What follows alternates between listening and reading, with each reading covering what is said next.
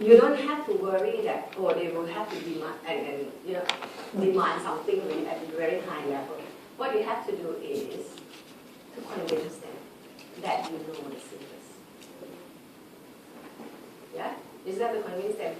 I don't know you were here, I don't think you were here. Last time after my lecture, one student came and asked me for reference. She wanted to apply for something. And she told me that she got this distinction for sociology last year. In fact, last year she got quite a number of distinctions, for sociology. Surprising. And students start asking her, how did you get the distinction? She said, well, no, I read the subject guide. Yeah? And I search for examples online. That's what she said. Yeah, so if you read the subject guide, you understand the subject guide very well. My lecture is just the same as subject guide. Sometimes I add a little bit of things here and there. Yeah, and she said, she told the students, she said, I didn't really finish it. Yeah. On organization, I didn't have time. I did less than half. So, not that difficult.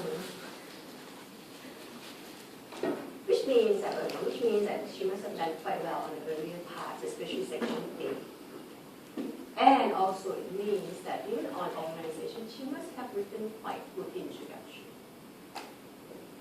Yeah, and then the paper marker for interesting instruction, somehow the grade was a predicted grade as it finished. Kind of. It is an impression. Yeah, that this person actually knows, but she doesn't have time to finish it up. But it's going to be a good one from the intro. Yeah? So when you do it, make sure that you just communicate to them that you know the subject, read the subject guide well, understand it, yeah? And be able to give example, interesting example, will make you stand out. Yeah? All right. There are so many guys here. How do we select? I told you before. I think to be safe, you've got to have at least one skeptic, one hyper, and one transitionist. Yeah? At least one of these. You must have at least one economic, one culture, one technology, one politics. Yeah? So I chose based on these criteria. So I say, Herschel Thompson. Your favorite, right? No? Herschel Thompson, your favorite? You should have Herschel Thompson because there are not many people who are real skeptics. Yeah, and that book actually is very, a lot of people read this book. They are skeptics. Another reason why I choose them, I think, you see, they are skeptics, they are also ignorant. Example very easy to give, Example for that. Okay, let's go through that. Polarization is a myth. This is skeptic position. Polarization is a myth. Why? Explain. Why you say polarization is a myth? So polarization is a myth is your topic sentence. Okay, for what question? For example, if the question asks you, do we have globalization? Or to which extent the world has been globalized? We have or we don't have? Herschel Thompson says, we don't have. That is your topic sentence. We don't have. It is a myth. Elaborate. Tell me why you think it is a myth. Why? First point. Number one. Yeah, international economy has been there a long time ago and now it becomes less due to global triad. Yeah? Why? Why do you say it's a myth?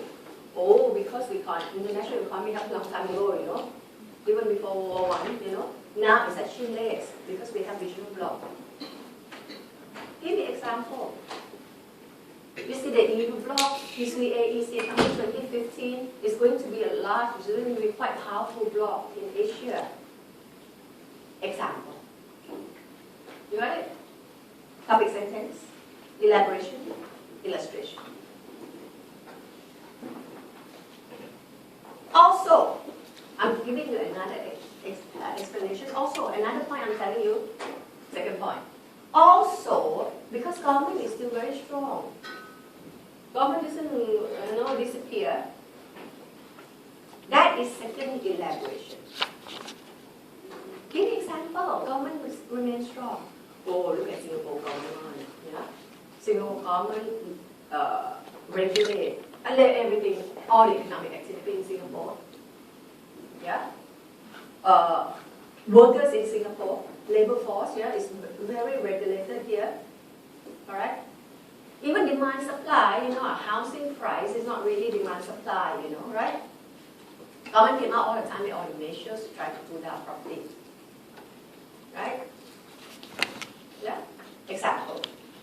I can add another example. You look at Obama, how Obama intervened in the Lehman Brothers crisis, how Chinese government still control the economy. Elaborate 2 points really, for this one topic sentence. The topic sentence says, it's a myth. We don't have it. Yeah? Why you say that? Oh, this is my explanation, my example. I can invest. Elaborate some more. Second elaboration and an example. Should I elaborate further? No, enough already. I'm convinced. So you don't have to keep elaborating on this one point. Yeah, this one point. I say, probably we are saying one elaboration if it is long, or 2 elaboration with examples enough. But there are more, TNCs are national based. International migration is more pre-World War I. Most international business are American. What about this? Don't have to write already. Finish. Elaborate that point. Yeah. So you choose whichever points that you think you can write better with examples. Yeah. And if really, you got nothing else to write on this paper, you just have to keep writing because you've got nothing else to say. And then you know all this very well. And you want to put it in because really I've got nothing else to say. You keep the rest of it in another paragraph. Yeah? Give it another topic sentence.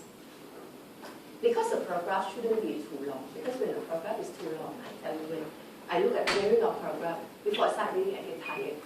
Can you imagine? There are hundreds of sheets to read. Yeah? And they want to see the key answer quickly. That's why I'm saying that you should try to put the key answer. If they ask you, it's new or not, whether we have it or not. Yeah? The topic sentence very quickly tell them it's new or it's not new. Yeah? And elaborate and illustrate. That is the easiest way to get the information jump out to the reader. And they don't have to go try to dig out where the key answer is. See, this is exam answer, it's not a research paper. Yeah? So the way to write, you have to be as quick and as direct as possible to capture the key answer. Yeah? So, and then you try to keep to that, and you have to have illustration, you have to have elaboration. Yeah, that's Hirsch and Thompson's skeptic decision. Okay. Sure, they need to answer you another question. Is the economy important driver for globalization? Yeah? You won't be saying no. Hirsch and Thompson say globalization is a myth. You don't say that, right? Right? Yeah? You've got to say Hirsch and Thompson agree that the economy is the most important element that could drive globalization, but it hasn't happened yet. Yeah? Root, I'm not so sure in root. Some people say they are Marxists. Some people say that. I'm not sure that I don't know whether they're Marxists. Yeah? Key driver, economics. Now, this point that say international business is nothing new. Trade is less today. Foreign direct investment is mostly in Europe, Japan. Migration now is less than the past. These are all just further elaboration of this point, Yeah? Of this. Actually, they are the same thing. Yeah, if you didn't write this, you don't have to write that. Yeah? Or if you don't write this, you can read that one and then write here. Okay? If you can't remember this paragraph, doesn't matter. If they they ask you economy important or not, you can write from here, so you know. Yeah, the economy is important, but we don't have it yet. Okay, that's question Thompson. Politics, government remains strong. This one you can go back with it. Yeah, they say the global economy cannot happen because government remains strong, and whenever government remains strong, government always are threats. Okay, these are the threats for globalization. Impact, pessimistic view, increased social inequality, fundamentalism, they did mention that. We don't have it in the subject guide. Now, before I forget, sometimes I forget. Normally, the threats for globalization, as we see it, there are three threats, There are three things. Globalization could happen very well, and people usually say, it happens. If these threats are not evaluated, usually I told you that when people talk about globalization, you can think of economic globalization. There are three threats. One, nation state. You get it? Nation state. If the government remains strong, government usually intervene. Yeah, that's one. You have to consider. Second point. What is it? Okay, one is nation state. Second is regionalization. Regionalization or regional bloc. Yeah, that's second threats. Yeah. And that's why the rise of China and India is now the threats for globalization. Yeah, because they are huge. Yeah, they can really create another bloc in Asia. Yeah, they are huge now. Everywhere you go now, you see the Chinese, you see the Indians. I just came back. I went for my water festival thing. Yeah, water festival, Thai water festival just over, like last week. I was there in Phuket. You see the Chinese, the Indian, all over the place. Because it's just 1% of them make it. And if just 1% of them come out from their country, you see them everywhere. So many of them. And they are huge, they are important. Because they're huge. China is the second biggest world economy now. Yeah. So, why rise of China and India? So you can write about regional bloc here. In Asia, you can write about the rise of China and India.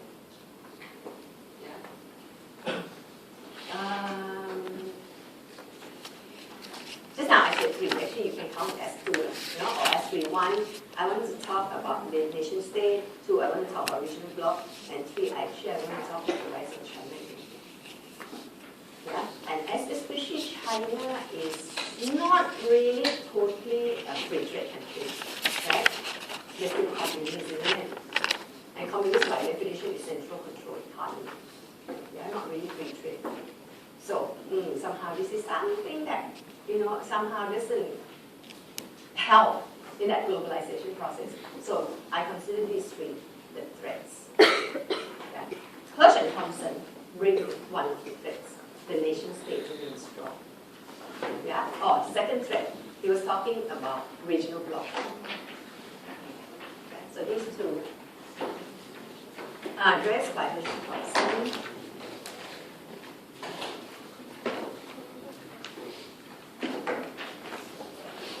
And our second guy I have for you is Stanley Hoffman. Why I use Stanley Hoffman? Even though he wasn't as famous as many others, especially for your subject guide, Mrs. Osling always mentioned, like Susan Strange, Linda Weiss, Held, and all that. She didn't mention Hoffman. I use Hoffman, in fact, for 2 good reasons. One is that he's a skeptic, and we don't have any skeptic around. Yeah, people who can really label as skeptic. Yeah. Another one, I think, example is easy to give to this guy as well. Yeah, I mean, Hirsch and Thompson, these are easy to give, Regional bloc, you can give example. Government remains strong, you can give example. CNC and national base. You give me this example, yeah, Toyota in Japan, GM in US, you know, IKEA in Sweden and all that. International migration is not too one. Yeah. You can't give example, you don't know, don't write about it. Most international business are MNCs, not easy, so it's hard to write, so you don't write, because you can't give example. Now, Stanley Hoffman, a skeptic. Also, another reason is because he used politics. Yeah. And says, globalization hasn't happened because nation state remains strong and international body is weak. Yeah, international bodies like UN, WTO, International Criminal Court, Philippines, all these are sometimes doesn't quite get things done very well. Okay. Problem between Russia and Ukraine is still happening today. Yeah, has been on for many months already. Yeah. And you know, somehow we still haven't seen any much progress, you know, in that sense. In that sense, all these UN, NATO and all that, some people say there are two ways to think about it, yeah? Two ways to think about it. They are doing that good job, or they're not doing that good job. You know, that will be debate, right? So it depends on you, what you want to say. You want to support, they want to support. Now let me give you some examples so you can write, yeah? Last year, in December last year, there was the WTO meeting in Bali, Indonesia. WTO, World Trade Organization. Yeah, in Bali, you know, Bali. And they came up with something called Bali Deal, Bali Package. Yeah. Many people celebrate it and say, wow, after 20 years now we are going to really have open trade, free trade, you know. And it's going to be, I think, yeah, and so a lot of people say we have achieved a lot during that Bali thing. Yeah. They have managed to convince people to open up their economy, cut down all the restrictions and all that. If you go back and read, actually, just type globalization or just type Bali package, read the forum that people are talking about. They are divided. One group says, oh, good, it's going to be good. One group say, oh, these are all nonsense. These are just the repeat of all this exploitation of the rich, of the poor by the rich countries, you know, forcing these people to open up the country, and as you force them to open up, the benefits go to the rich country, yeah? That's we all know. We all know that globalization, I'm not talking from Marxist viewpoint, I'm talking from quite neutral. That globalization, in fact, rich country, and rich people in the country, like in Singapore, yeah? Rich people benefit a lot from globalization, they are connected outside, they don't make money, yeah? Poor country in poor people in Singapore don't benefit very much, yeah? That's why nowadays you have huge income gap between rich and poor. If you put it on a global perspective, yeah, rich countries benefit a lot. As they open up, what does it mean? It means I can go to your country and exploit your resources, natural resources and human resources, right? And then if you make so much noise, I can move away. Yeah, I can move away, I can discard you, and then I just discard you like what I have discarded, like old workers, those workers who can't work for me very well, you know. I can discard you, and I can go to another country, so they can't pit country against each other. Yeah. So, I give you this example of Bali package. Yeah, as one example of global mandate. Yeah, global governance. Whether we have it or we don't have it, yeah, those pro-globalization have said, yeah, we have it. You see, the WTO has done a good job. Those people who say, no, we don't have it, they say, no, all this mandate came out, it doesn't help very much, you know. It will continue to be exploited. Yeah. Now, another example, a good example of global mandate or global rules, I call it, is in November last year. Yeah, there was UN climate conference. Yeah, it happened every year. Yeah, UN climate conference in Poland, in Warsaw, Poland. Yeah. Okay. Again, this time, people say, wow, so good, you know. They have reached very good thing. Even China has started to compromise. Last time China or these poor countries, they don't want to endorse all this climate deal because they're saying that no, we can't. You know, you ask us to cut down carbon emission, we can't do that. Because cut down carbon emission means they can't use a lot of resources, you know, like coal. Coal is known to be very pollutant. Yeah, but it's the cheapest energy. Yeah. So poor country, they use all this energy. You see, every year is going to have haze. Yeah. Because they don't have technology to clear land, isn't it? So they just burn, isn't it? Yeah. But then what to do for the poor country? This is the only way they do it. So you're going to force them not to burn. Then it will incur a lot of money for them to be able to clear that land, you know, to replace that the old type of burning. They can do it. So last time, poor countries usually oppose all these conferences, and they never signed to endorse whatever agreement. Yeah, if you look at, you will go back 5-6 years back, and you look at Kyoto conference, that was a flop, total flop. Yeah, because all these poor countries refused. But then now in Bali, no, in Warsaw, now people say, oh, they are, you know, really getting it very well. They target here 2050, they are going to really achieve a real agreement or whatever. Next year they're going to do it, I don't know, in New York, and then in 2050 they're going to be in Paris or something like that. You know, these are politics. These are politics. Yeah, these are global agreements. You know, these are decisions made. These are just examples. Yeah? You want example, right? For political globalization, whether we have or we don't have. Yeah? So these are real examples. So you can use these examples to go for or against globalization. Depends on how you write it. Yeah. Again, those people who are against the Warsaw Conference. Yeah? A lot of people say it's good, you know, after it came out, oh, it's good, we are going to really have, you know, make people abide by this rule. The Chinese is okay, you know, Chinese must be okay, right? Their country is not so polluted. Yeah. When you see like Shanghai and all that, this is pollution everywhere. So they are more aware of it. Among people who say, okay, this thing is very good, it's taken off, are opposed by another group of people who say, what? Who say, you wait and see that 2015 comes, nothing happens. People won't endorse it. There won't be something called global mandate there. Yeah? Depends. People see it. Yeah. So, but these are examples.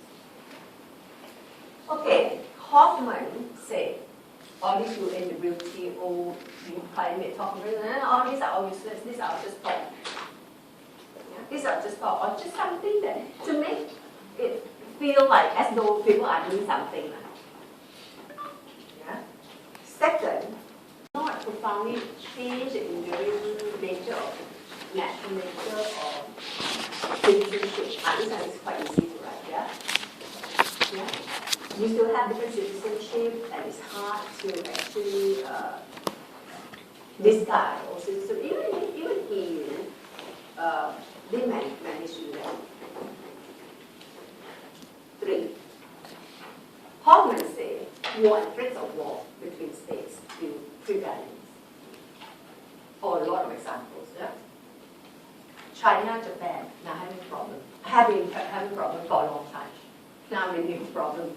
China, Japan, yeah? Russia, Ukraine, yeah? North Korea, they're going to start launching another nuclear whatever, you know, and got US coming out and make noise again. You see all these threats are still everywhere.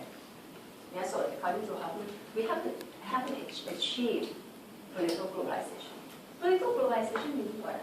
Politics is decision making, you know? It's decision. So you don't have agreement among countries yet. You don't have agreement. You don't have one rule. You don't have one decision for the world yet. You still have separate countries. Countries still sovereign. They're still doing their own things. National citizenship still there. Threats of war still there. That is Hoffman. The next guy I chose for you now, and I have to tell you the reason why I choose so that if you don't like them, you may want to replace them with someone that you prefer. Yeah? But I must tell you why I choose this guy. I chose Sclair and Giddens. Sclair, quite obvious. Yeah? That everybody like him. Why? One, because he is in globalization. And it's so easy to understand that globalization is economics. Really economics, really. Yeah? Two, what is the economy? He used TNCs.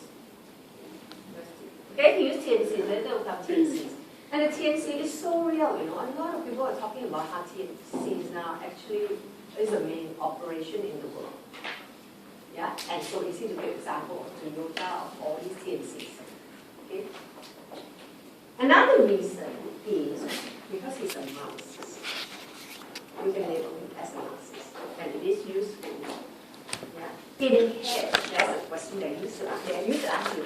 They may not ask again, I'm not sure. But this Gosling kept saying you should connect the chapter 4, chapter 3.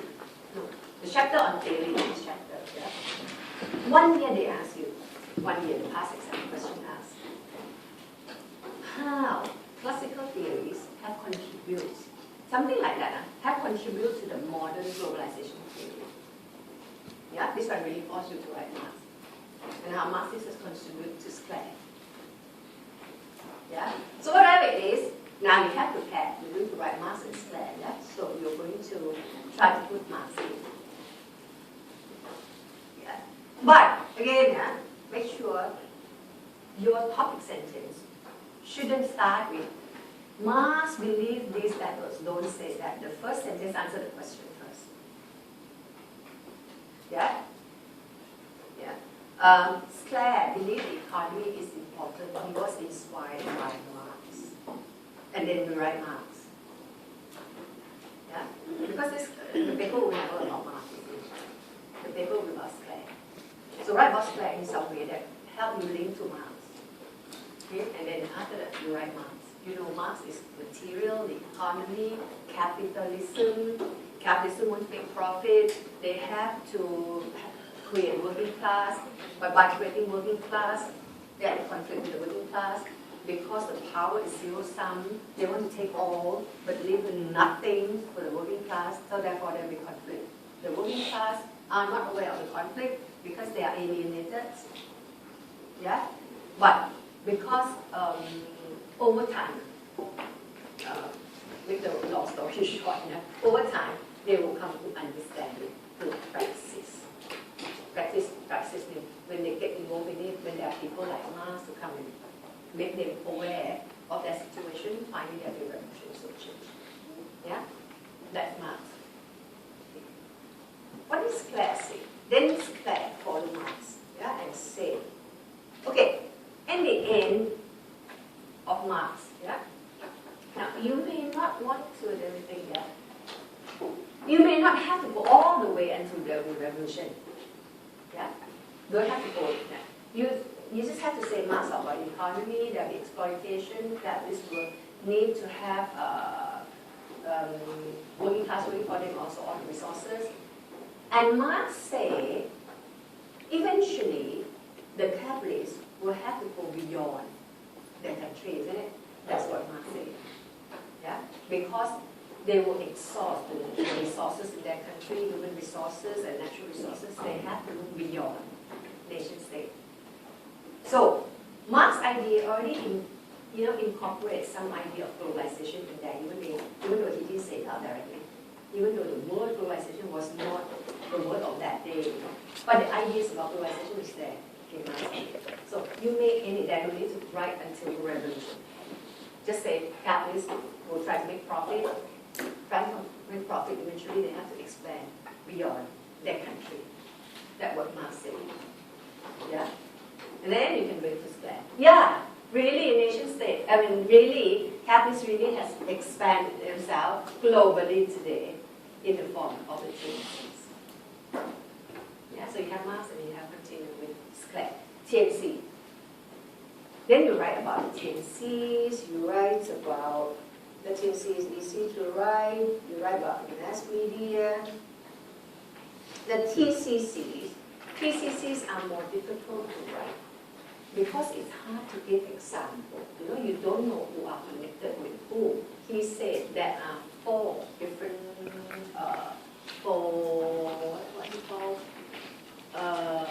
four groups, a corporate fraction, media fraction,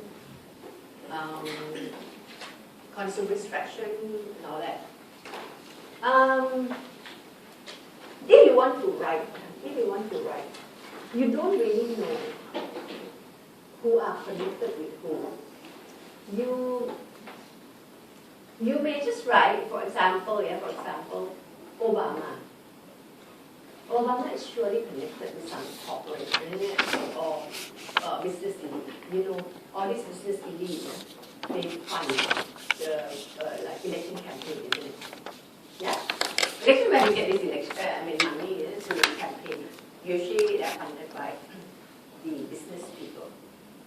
Yeah? I don't know who. That's why I don't know what companies. Of course, these are quite secret kind of thing, but we know it happens. Yeah, you know that those people that gun cartel in the States, yeah, has very direct link with politicians. Yeah, that's how you see it's so easy to buy guns there. That's how you see kids coming taking guns to school and shoot people and all that kind of thing. And then sometimes people say, how come there is no gun law that really prevents people from buying guns? Of course, because all these gun cartels are so huge, so powerful, because they have a link with politicians.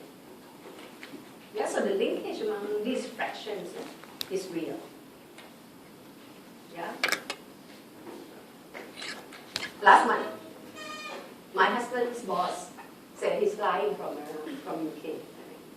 Want to see President Thein Sein in Milan. So asked my husband to get point.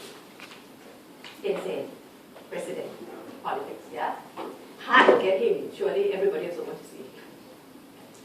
And so, okay, contact the embassy.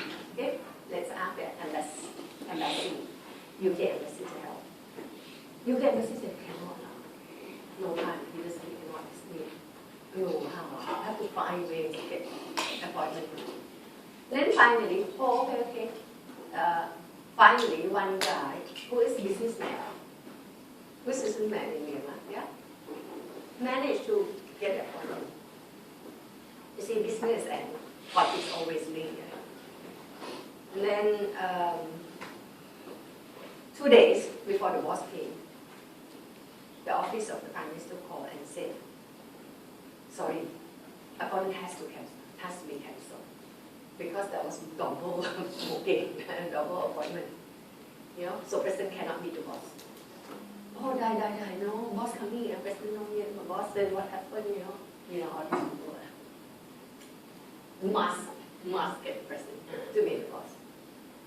And then finally explore here and there who he has appointment with and all that, how to get him changed. And finally, another guy comes into the picture, the richest man in Thailand. You know, richest man in Thailand, the one who owns CP Group. They sell chicken and all the agricultural product things and all that. Yeah. Oh, that guy has an appointment with President Thein Sein. And that guy also knows my husband's boss. These are all connected, you know. Big business people. They know each other. Then the Thai guy asked this UK British guy, come and join me to meet the president. Yeah? That is really what happened. You see, all these people are so connected. can talk about distractions, politicians. Yeah, politicians, politicians and corporate are very connected because they get support, financial support, from people in the corporate world. Yeah, those corporate elite. He also said, professionals like the lawyer, the accountant, consultant, and all that, the mass media. Okay, so these are the TCCs. These are the drivers. These are the owners and all. Those are the groups. How do you write? Now, if you can give this example, only if you can give example, yeah, you can put them in a separate paragraph and elaborate. Yeah. If you can't, because you say it's going to be weak, don't write about them. Maybe you can write about it, you write about TNCs, and the TNCs are owned by TCCs and all that, but don't highlight the TCCs if you can't give example. Yeah, you don't have to write everything, yeah? Another thing you must write is consumerist culture, because it's easy and it's so true, and it's easy to give example. Yeah, consumerist culture. Yeah, consumer culture, and you can look at all those McDonald's, Madonna, K-pop, and all those that I told you, and then how it is operation of capitalism that creates this culture, culture of buying and selling, because they want to sell things. Yeah, that's why they have to create this culture.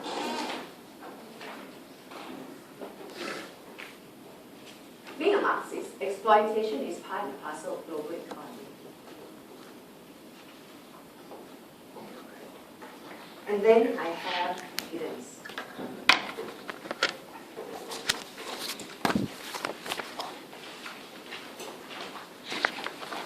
Are you okay with these guys? You okay with these guys now? Was because if I have Marxist, I want to have libertarian. And if I have materialist, I want to have idealist. Yeah? And these make them most comparable. So if they ask you to write, to compare two guys, I would say these two guys. Yeah? However, it's not easy to write about this. Not easy. Yeah? All the idealist models are difficult to write about because they are abstract ideas. Yeah? Just now when I talk about Square, yeah? And we talk about TNC, yeah, or this Toyota, when you see them. Yeah? And when I talk about like the President Tiansen and the CV guy and all that, you see the people, so it's easier to write about the examples. Idealist model of the kind is hard to explain, social facts. The structure that pre-exists, where is it you can't see? It's not this structure, this structure you can see, a social structure you can't see. Yeah? And that makes it more difficult. Idealist model like Appadurai, also hard to write about. Escape, the flow of imagination, those are more difficult to write. So if you don't like Giddens, you may replace Giddens with another guy who is also equally difficult, Robertson. Yeah, Robertson can be here because he's also a libertarian, he's a transient. They are very similar, Giddens and Robertson.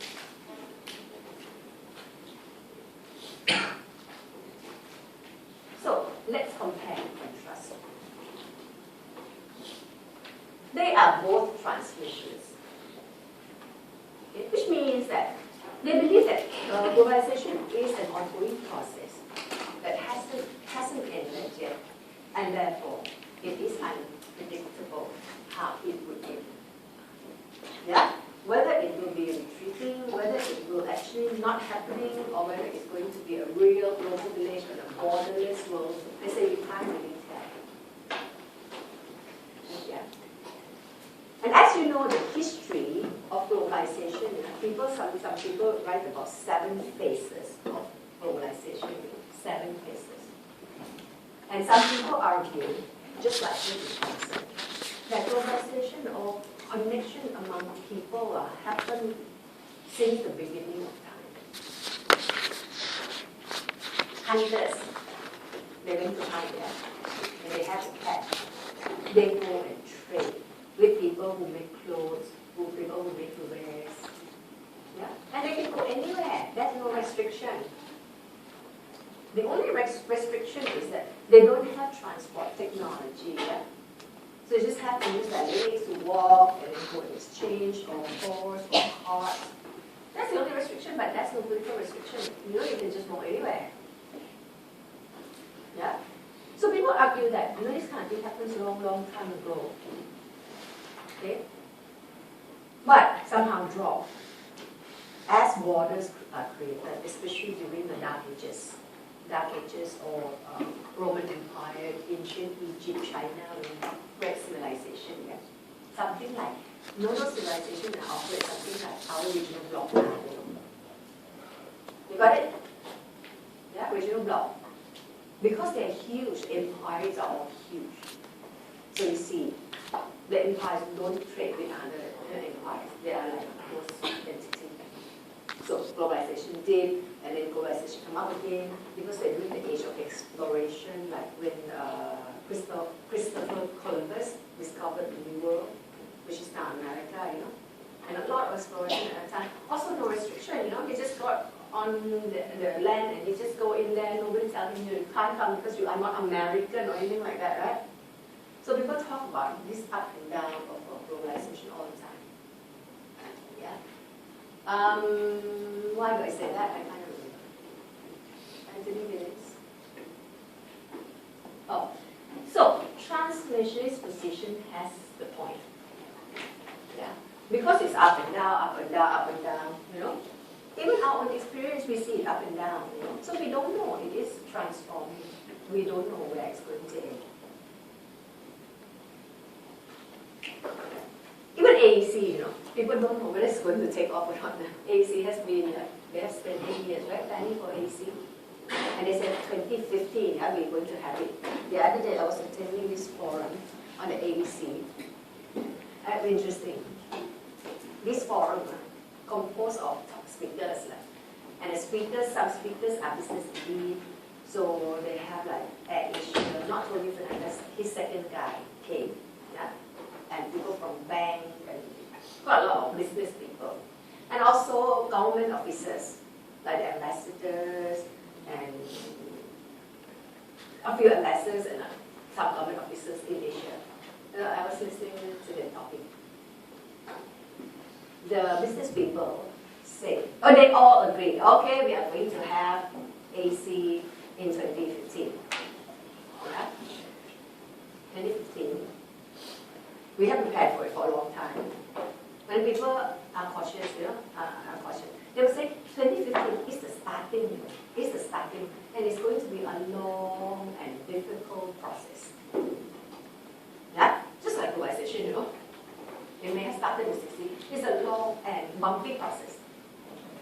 Yeah, and business leaders say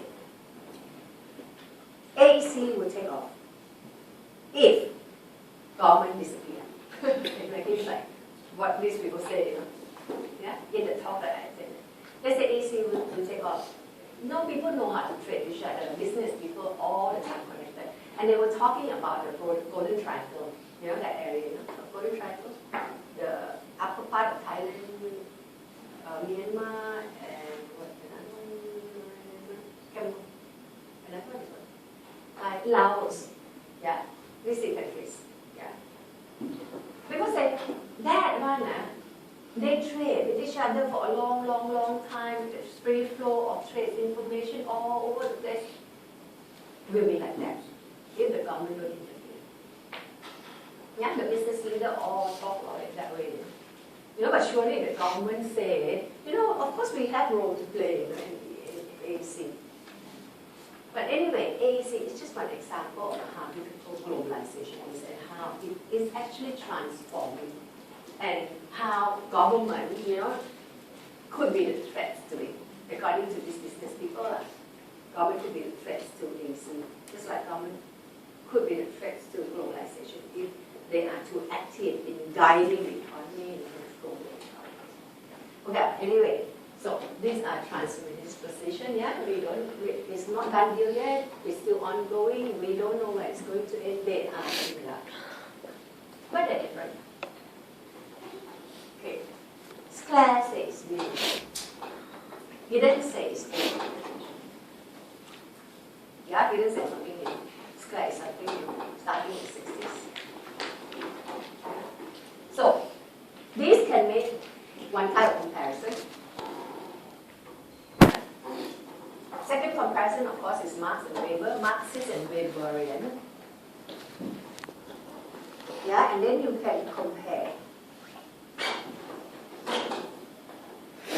This part you don't really know because the syllabus doesn't have it. That Weber is non-causal. Yeah, so you don't have to try to dig and read about it. It just takes too long already.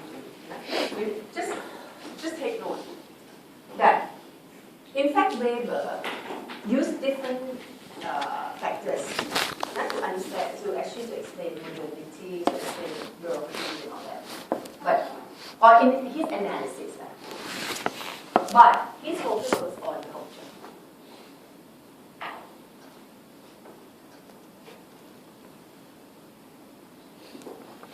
Why don't you write that one down? Focus on culture. Write another word. His focus is on reflexivity of culture. Write another word here. Culture.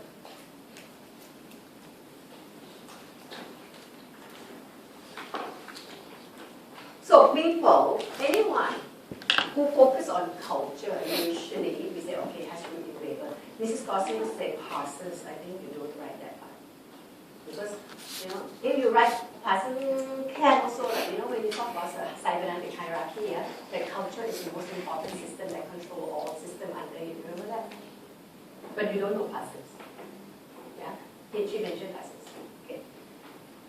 So, this is Weber, culture. And Giddens is bringing the same thing. There are many factors, but his focus is on culture. Global consciousness, is reflexive, yeah, culture is here. When I say Giddens is a bit difficult, because his idea is abstract. For example, what is globalization? Globalization means disembedding mechanism. Yeah, globalization means this mechanism. Disembedding. No face-to-face interaction, not important anymore. Yeah? Say you want to buy things, eBay or do Forex, yeah? You don't need face-to-face. This is not the actual thing, he was talking about the ideas, we all are aware. We all are aware that nowadays trading or any relationship can be disembedded. We don't, or in other words, the space disappear. Yeah? Space disappear. Space and time are not together anymore. Time, space, distanciation. Time and space, distance. Or another way we call separation of time and space. Yeah, it is easier to use separation of time and space. Or in my layman term, I say idea of time and space just disappear. Yeah, you can do anything, anytime, anywhere. That's why we are in the world. We are not being anchored in one concrete place. We are lifting out. We are floating around. We are in the world. We are not in Singapore. Yeah, and everybody is the same. Yeah, we don't have to be here to meet, to study, or to buy and sell. Third, reflexive ordering and reordering also is meaning, people nowadays, globalization means we are all thinking about things, assessing the situation, knowing what is going on. Not like in the past. In the past, like my great-grandmother, for example, she doesn't have to think very much in that sense. At that time, things are planned for them. They just follow the rules. They are in their country. They are not aware of other countries. They don't know that other countries actually can affect them. Right? But now we are aware. Well, we have much more reflexive process going on, consciousness going on, that we are all thinking about things. We are all assessing the situation. We are all assessing the risk. Yeah, so we are writing about this. And risk, you can talk about forex risk, financial risk, you can talk about pollution risk. Yeah, these are all things that we are aware of. The 4 dimension of globalization, world capitalist economy, nation state system and all that, I don't think you're right about that. Yeah, if you want to do it, you may actually have to read up a bit more on these 4 dimensions. Because in fact, what is famous of Hidden's are the 3 processes. Yeah, this embedding, reflexivity, and transfer distanciation. Again, you don't have to write all of them. Yeah, you don't have to write all of them. You can if you want to.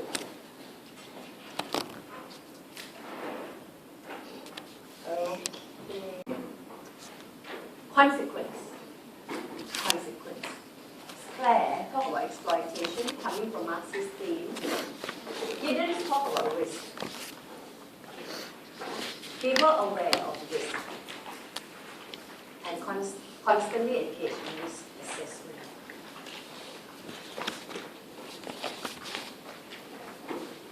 That is means. So how many do we have? We have now 4 theories. So we have to skeptic. 2 transformations. Yeah, we have economic politics, economic politics, economics, culture. Yeah, some people say, how can it be culture? What is this culture about? You see, you really define culture. Yeah, culture is not really about song and dance or whatever. Culture is the way of thinking. Culture is values, is norms. Yeah, and here we are talking about values or norms in society today. Or another way to call it, value is what? Value is shared perception, yeah, shared agreement. So the shared agreement among people nowadays is that no time, no space, we are all consuming accessories. That is the nature of society today, and that is called globalization.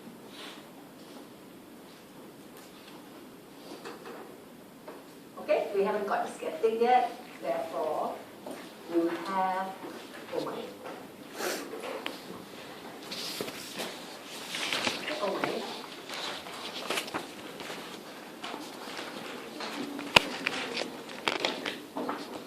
Yeah, and Omai is here because he's a hyper. There are not many hypers here. Yeah, but I tell you that, in fact, the position of hyper is still very well investigated. A lot of people are hyper-Buddhists. And a lot of people still believe that globalization is a must. It's a natural process. It's going to happen. Last week I was reading this one thing from Financial Times, and there's this guy, this professor from Johns Hopkins. Yeah. I didn't get his name, Johns Hopkins. He was saying that exactly this hyper position. He was saying that globalization is very healthy. Don't worry about it. Yeah, it's going to continue. And as it continues, he's also very optimistic, just like Omai, very optimistic. It's going to create global prosperity and wealth. That's what he said. Yeah. And as the whole world will become more prosperous and all that. According to him, the hyper people, everybody will benefit. Everybody will benefit. These people usually, they believe that Western values are superior. These people believe that Western values are superior. And as there's a spread of mainly Western values like the non-West, and the whole non-West become modernized, become westernized, become democratized, the whole world will be good. That I was also reading another guy I was talking about. He was saying this. We sound very, very racist, very egocentric kind. But he said this. He said, not all cultures are created equal. He said, not all cultures are created equal. Because they were writing about the Maya. The Maya, and last time when they prophesied that's going to be the end of the world some years back, the end of the world. And people were talking about this prophecy, Nostradamus, and all those people, the end of the world, that idea. And then people were talking about their culture, and this guy came out and said, those are all rubbish. That culture is all rubbish. And then he was saying, not all cultures are created equal. Western culture is the best. Yeah, he said out loud, Western culture is the best. And if Western culture can spread everywhere, and the whole world become democratic, we have achieved. That is achievement. And he believed it will happen. So that's the position of these hyper people. Those hyper believe that it's done, it should be done, it's a natural thing, and it's good. Just like, oh my God. He looked at the economy is done, state is there, flow of information is there. And Mrs. Gosling kept emphasizing the power of consumer. She kept saying this. Oh my, it's not the TNCs that make it. It's us, it is us. Globalization is created because of us. Because we are powerful, we are sovereign. And we need the product. How do we need it? Why do we need the product? Because information is everywhere. ICT make us aware that these products are available elsewhere. And as we want it, then we push all these TNCs to give it to us. That's why you see TNCs expand everywhere. They sometimes build factories in our country, sometimes they don't build factories in our country, but they make sure that things are shipped here. And now Amazon is now shipping things to Singapore free, isn't it? Right? That's what my boy said, Amazon. You can order from Amazon, they don't charge you any transport costs. It takes like 2 weeks to arrive. Why? Maybe Singaporeans are very consumerist. They love to buy things, and then Singapore's so small, but still, Amazon all come all the way to deliver all these goods to you. Because you need it. Consumers are so ready. And that's important. So consumer is also economics. This is all about the needs for products. So these are, so you have evidence examples here. One good example is just Amazon. Amazon is now in Singapore. Bringing products from the US and Amazon, of course, products is everywhere. A lot of Chinese-made products.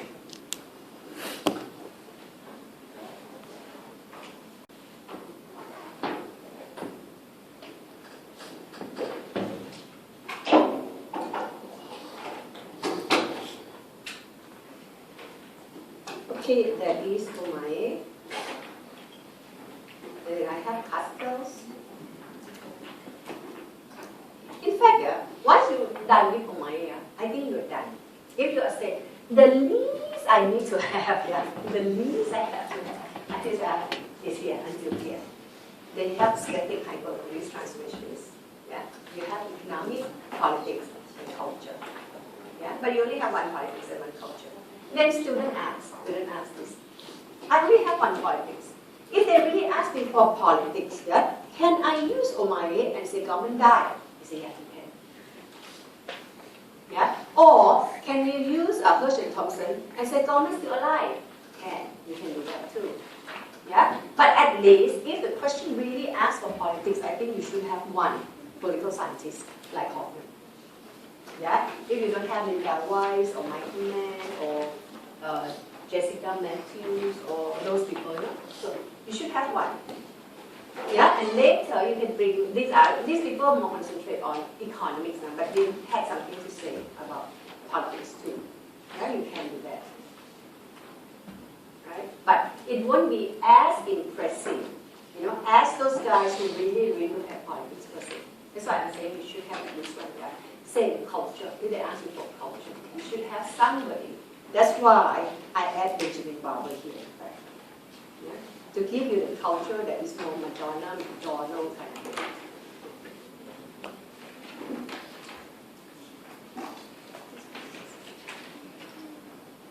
Oh, wait. Just now I said the minimum. I said the minimum is up to, not true. You must have custom. You must have custom. Because custom is the only guy who really into the ICTs. Yeah? Omae had ICT, you know. Claire also had ICT. Everybody, in fact, has ICT. Appadurai talk about technology. Nobody can deny or ignore technology, you know. But the one who really talk about intensely is pastels. Another reason why you should have pastels is so that you can write about network organization. Network society, network organization is so true, so your supply chain is so important. Supply chain, network organization and supply chain mean the same thing, yeah? Yeah? It means the connection among these different parts, different activities, and together create products in supply chain.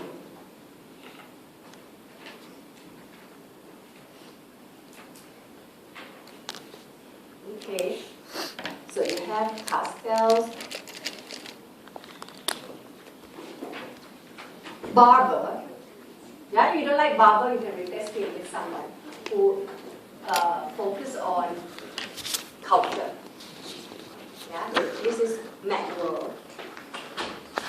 Again, this is very Western model. Yeah, that say the culture in the world will become westernized. It's not a salad bowl like my idea to say it's not true. I will believe it to be more salad bowl, isn't it? The mixture of the East and the West, but not barber. Yeah, barber when you wrote Macworld, maybe you change his mind now that China is going to become so huge. And the hotspot now has moved from the West to the East. A lot of people now talking about Eastern things, Eastern values, and all the Eastern thing. But Macworld was written in the 60s. So in the 60s, probably it's true. That time, China hasn't opened up yet. Yeah, so at that time, still the operation of Macworld and McDonald's. At that time, we still eat McDonald's. I still eat McDonald's. Now I start eating McDonald's. I don't eat McDonald's at all. After that Supersize Me, that Supersize Me? The program that, one guy, he eating McDonald's, I don't know for how many weeks or what. And he wanted to prove McDonald's and kept eating it. And he was a very huge athletic guy, very healthy. And after he ate it for, I think, only McDonald's, I think for a month or something like that, his health really, really dipped. And then he was advised by a doctor to stop eating, to stop this experiment. And then after that, there were people who did control experiment, So he put all this food in different jars, Okay, French fries, like hamburger, and other non-McDonald's products, Then you watch this, I'm sure it's on YouTube still, And after 1-2 days, these other things start to rot, yeah? French fries, McDonald's things still fresh. Yeah? And then after a few days, more things rot. French fries, McDonald's things still fresh. Until all these things rot, these McDonald's things still there, still fresh. Can you imagine all the preservatives that has gone into it? Yeah? And how much it takes, if bacteria can't even attack them, For us to try to digest it must be quite hard, no? Now, sorry lah. I think McDonald's will kill me if they know I'm telling them. But I tell you, after that Supersize Me, yeah. Supersize Me, I think it's called Supersize Me. After that, really, I tell you, people start eating McDonald's. But not in the 60s. Like in the 60s, McDonald's is very strong. McDonald's culture is very strong. McDonaldization was written, yeah. Okay, so these are Western culture, Western culture. Okay. Then he said, okay, there will be spread Macworld, there will be resistance, there will be jihad, possible jihad, but he still concludes that Macworld is more powerful, stable, natural, beneficial, and will eventually win. Yeah, so the whole world will become Macworld, that is Benjamin Barber. Last year, I didn't give my students last year all these political things. But because this is causing different lot of conflicts this way, then I said you may, actually besides Hoffman, you may want to pick up one more from this list. Yeah, maybe Strange or Jessica Matthews. No, or Strange, that one is easy. Strange and Linda Weiss is easy because they are like contradictory. Yeah. Susan Strange, political scientist, say global economy has weakened the state, so the state is not as powerful as before. So this decision is quite similar to something like the mining, for example. Yeah. And when Susan Strange says that the state has been weakened, a lot of people say, not really, you know. Who would say that? David Hale said it. Michael Mann said it. And Linda Rice said it. Here, I want you to change this a bit for me. I read it. It's not very easy for you to write like that. Can you change this line to read, concludes that globalization also has an enabling effect on the state.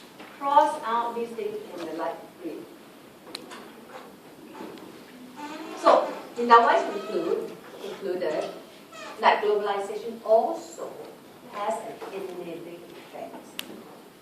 It is state and markets revisited, you know, because Susan Strange says state and market, and she said global economy has weakened the state.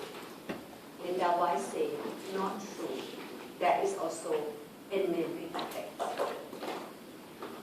Yeah, the state can be strong in the face of globalization. Sometimes the globalization actually help the state to grow stronger. Yeah, by how? Okay, by offers protection, create welfare system, education system. These are all under state apparatus. Yeah, provide service on education, protect some key factors. Then help say the state has not really weakened, the state has been transformed. Yeah? Not really weakened, the state has been transformed. This one said there are 4 threats. Some threats seem to weaken the state, some threats seem to make the state strong. So it's not no clear trend are the state is. So I think you should at least know one of these. One student asked me yesterday, he said his strategy is to know two very well. And after that, know everybody else. Yeah? I said know two very well, not quite enough. I think you must know three very well at least. Yeah. Okay, after that, all these are what? All these are extra. Yeah, there are a lot more. I don't think you need to know any of these. I think you can have enough, but yeah. And then you have politics.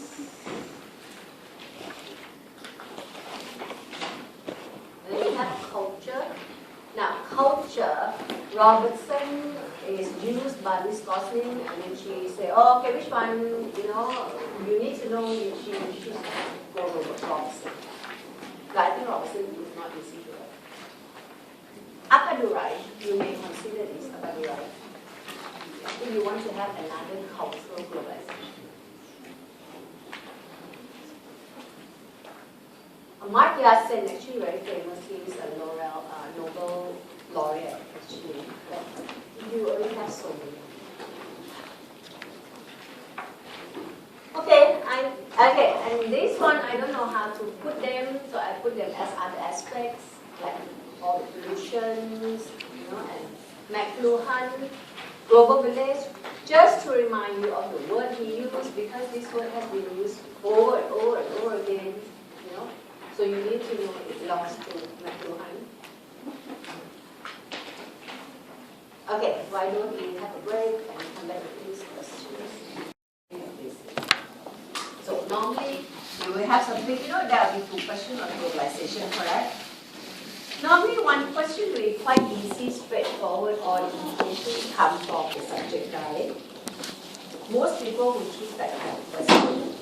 And there will be second question that is perhaps more demanding. It's more of a self-selected type of student which is introverted because they are more difficult and very often more influential.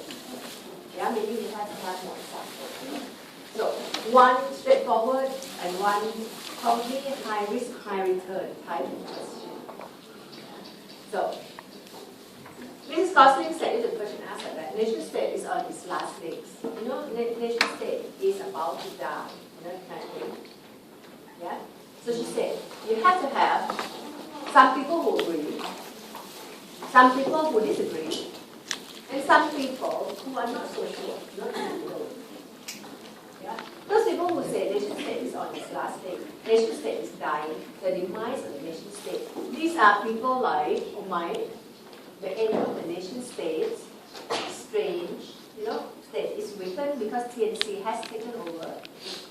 And Matthews, right, say nation state is also given away to like NGOs, that is Jessica Matthews.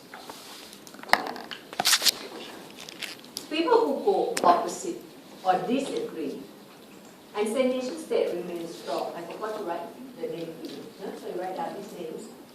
Washington Thompson, yeah? Nation state is still strong. Hoffman say nation state is still strong because international mandate is weak. Yeah? And citizenship is still very strong. That's still war and threats of war, we need that just now. Cal talk about war threats. And Wise talk about nation state being strong, state and market being visitors. And say globalization has a negative effects on the state as well. People who don't know, yeah, because the state has been transformed. No, don't know meaning that I'm sure the state is really on the last leg or not. May not really be on the last leg. Yeah? And say the state has been transformed rather than dying. Yeah, the state has changed the nature. Splendid man. Yeah? We all know state always has the role to play, correct? The stage, the government should have the role to play. Yeah? Normally, the government usually do two things that one, protect territory, right? Yeah? To protect the country. Yeah? And last time the state, like in the old time, the state also tried to acquire more land. But now acquire more land is not anymore, except Soviet Russia. USSR tries to acquire Crimea, that kind of thing. Normally, the state last time acquired more land and protected territory. Acquire more land, not anymore. But protect territory is still the main function of the state. Yeah? Second very important function is to generate economic growth. Isn't it? That's what the state usually do. Yeah? If no threat to the borders, no threat in terms of security, no threat in terms of the economy, the state can sit back and relax. And you think the state is dead. Yeah? And if people think the state doesn't have any role to play, not true. Whenever there's problem with security, or whenever there is recession or the economy is in problem, you see them breaking up a cave. You know? That's the situation. You know? So people who look at the state is strong, I think they look at, you know, the state will have a lot of power to play, especially when the economy is doing bad. The state is wither away, you know, we don't need the state anymore. If the economy can actually run itself. It can run itself. Yeah? But sometimes, just like a lot of people suggest, the state still has some role to play, you know, like in the agricultural sector, in providing education, training, and welfare, and all of those people say. Right? So, state is dead or not? Depends. Yeah? Depends. Yeah. The state is dead because it doesn't play any role, the economy runs normal time, no recession, nothing, we can say that. Yeah? But the state is not there. That one is still powerful. You can look at when there is crisis, yeah? For example, Lehman Brothers, Asian economic crisis. Whenever there is crisis, you see the state becoming powerful. You give those examples. Not sure, because the state has been transformed. The state simply changed from last time the state very powerful in the Westphalian system. Remember Westphalian system? Yeah, and now we have something called international sovereignty system. The state passively in Britain, actually, according to these people, it has changed from. It has to abide by all these conventions and so on. Okay, so how do you write this? Yeah, surely you have to have at least agree and disagree. The unsure, if you don't want to write these people, actually Claire Giddens and Diana, I think it will be more difficult to write. Yeah, if you say if they are not my cup of tea, you don't have to write them. At least you have to have one agree, one disagree. Yeah, but it will be too brief, yeah? Then we say, let's do 2 agree and 2 disagree, right? Yeah? Or you can even do 3 agrees, 3 disagrees. Yeah, the best one would be 2 agree, 2 disagree, and 2 not so sure. Yeah? But then you say, this not so sure. Claire, I don't know how to write Claire. I don't know how to write Dylan. I can write man. You just keep one man in average. 2 agree, 2 disagree, and 1 unsure. Also can. Yeah. So, because she did quite a bit on politics, and she didn't spend much time in the session that I said in her lecture. She didn't spend much time on politics. But the idea between state and globalization is also a very current debate. So I told you in the forum that I said about AEC, there was also talking about the government and AEC, whether the government should interfere, the government shouldn't interfere.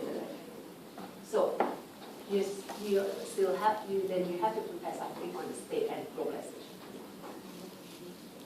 Another question that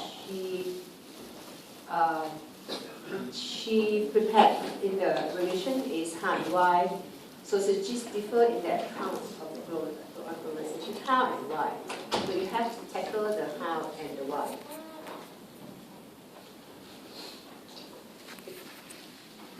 How? How do we differ? How is a very open question. How, in fact, is everything. Yeah? How? Okay. How globalization happens can be, it happens very quick, it happens very slow, it's new, it's old. How is globalization? Is good, is bad? It is made by the economy, by politics, by culture. It is nothing new, and this is exactly what Mrs. Gossip here did. I'm just going to produce it here. Yeah. Why? Why societies differ? They differ because they have different ontologies. Don't write the red one. The red one shouldn't be there. The red one, you write it. The red one, it was my mistake. You know what? Because I forgot to look at the word sociologist. The red one will be applicable if the question asks how and why theories differ. Then I can say theories differ because different theories come from different disciplines. Theories that come from political science, they tend to use the state of politics as explanation. Anthropologists tend to use culture, like up on the right.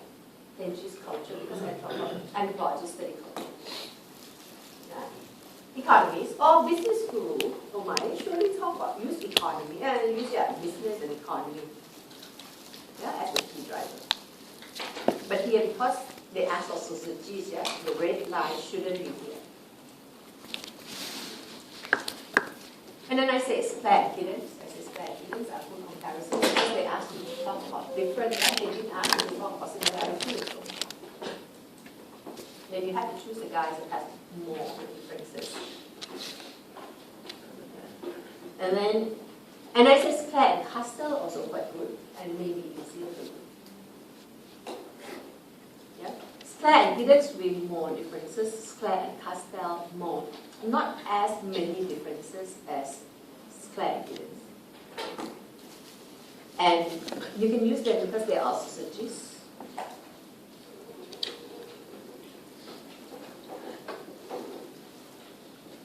I asked Mrs. Gosling, do you need to know sausages or not sausages or not? You know, she said yes, you need to know. And I said, why? Why do you need to know whether they are sausages or not? And then she told me, okay, because you are doing sausage, you at least should know which one is sausages, which one are not. That's what she said. So therefore, if you look at the table here, yeah, I put with you this guy is sausages, yeah. And so if they are sausages, I told you, Manuel Castell sausages, you know, Barber not sausages. So you see who are sausages. There are 4 or 5 guys. Michael Mann sausages. You know, and that Michael Mann may be quite interesting actually, because he's also sausages. Linda Weiss, Susan Strange, you know, that may be Michael Mann. Maybe Michael Mann. Alright. And if you want to continue copying, I didn't write these in brief for you. You want to write them down?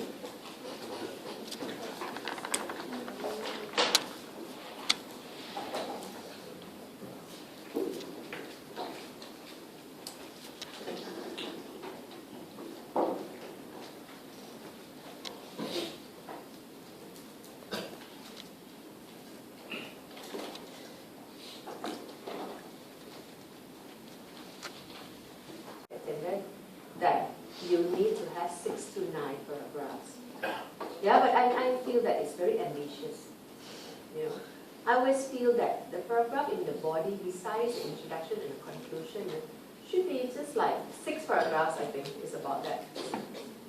Yeah, now 6 paragraphs will already make almost 3 pages. Yeah, and I think that should be about it. Okay, later have a look at the organization. I'll show you how to write all these instructions. Okay, so these organization. Now have a look at organization.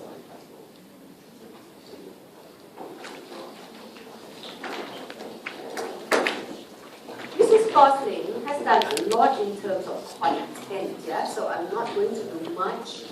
I'm just going through with you quickly so that I can put into questions and answers. Sorry that, but I also miss out this one. Okay. Okay, why don't you just spend time doing it? Maybe before you start writing, yeah, let me just tell you what are all these three things about. See, let me just start by giving you the whole picture of study organization. Yeah? People always lead in group, correct? See, it's great organization. But last time, the groupings were informal. Yeah, the groupings like in family, informal. Until industrialization comes, then you start putting strangers to work side by side in the factories. Then the question is how to organize it. Yeah, and especially now the idea of being efficient is very important. How to make them work together efficiently, and in the study of organization. Yeah, and then I say, you know, study of organization. This is a debate. Again, another type of debate.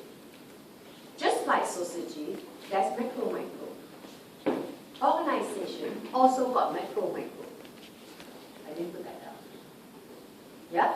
Also got macro-micro.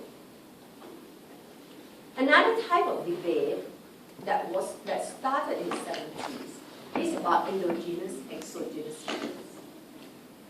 Yeah? Then I say, most of the questions that you come across in exam, you can think of it that way, you know? Endogenous, exogenous, macro, micro. Yeah, these are some of the ways that you can think about it, and we'll bring that into the answers later on. Okay, now you can copy the one in green. I didn't have it green.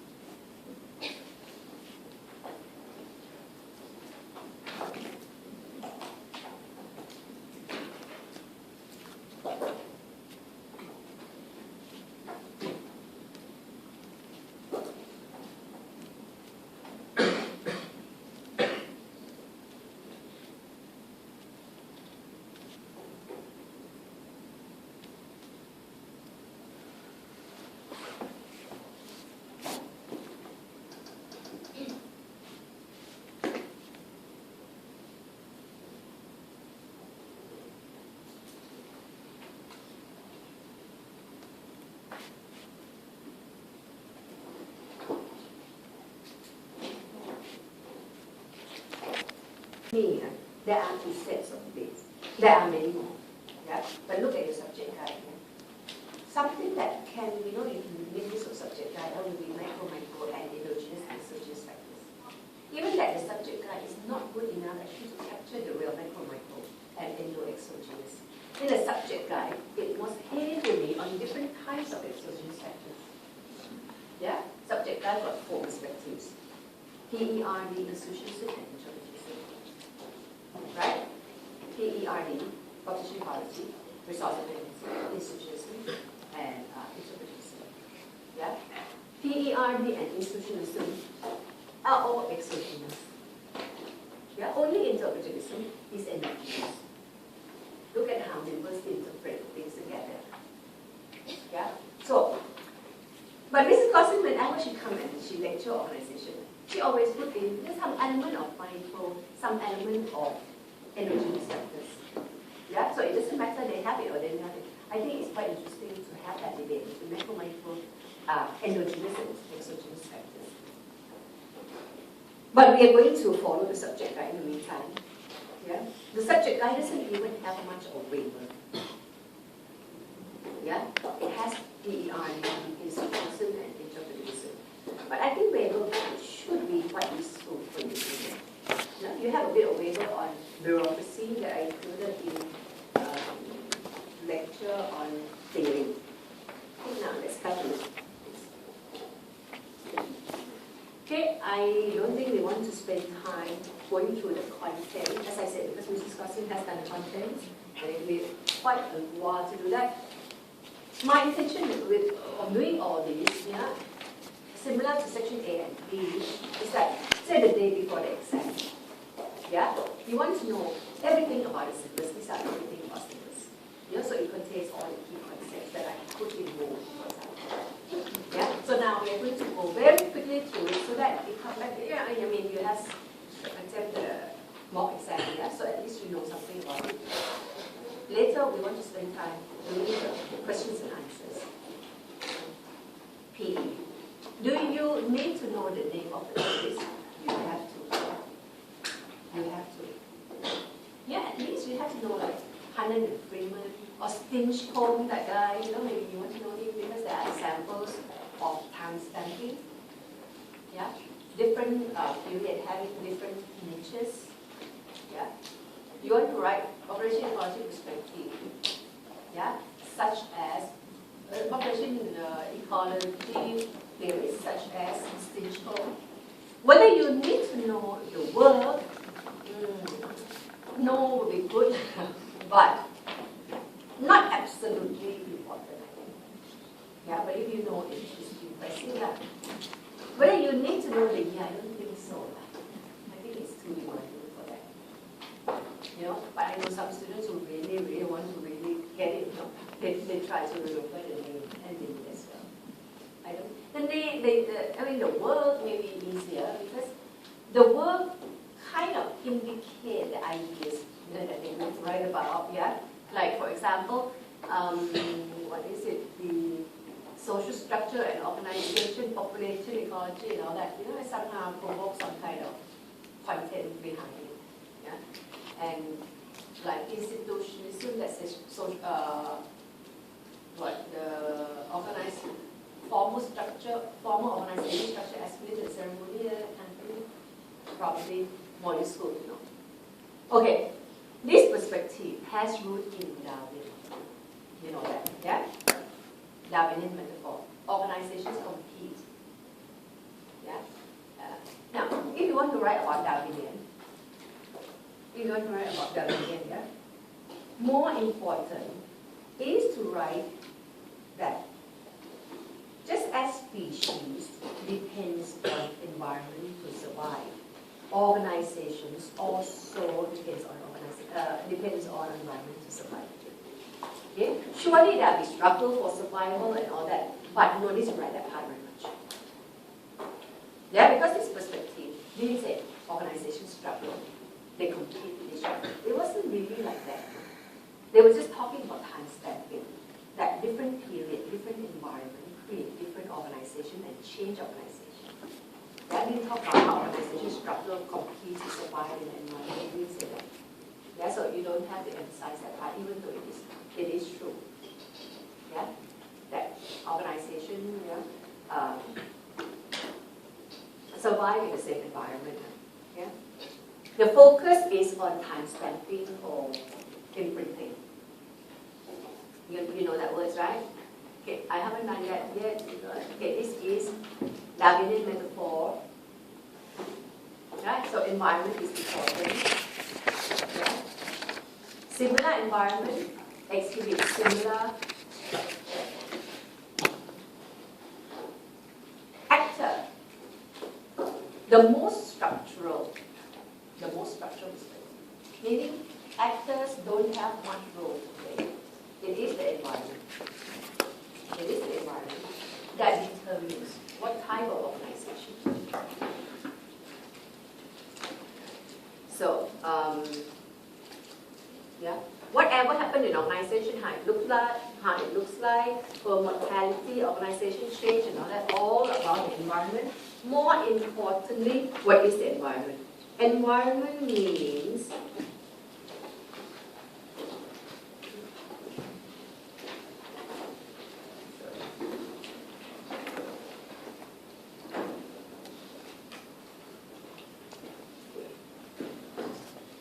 just go through according to what I prepared first. You know this guy, right? Yeah. Since you don't talk about different periods, have different types, yeah? According to the environment. Yeah? And you always make examples, right?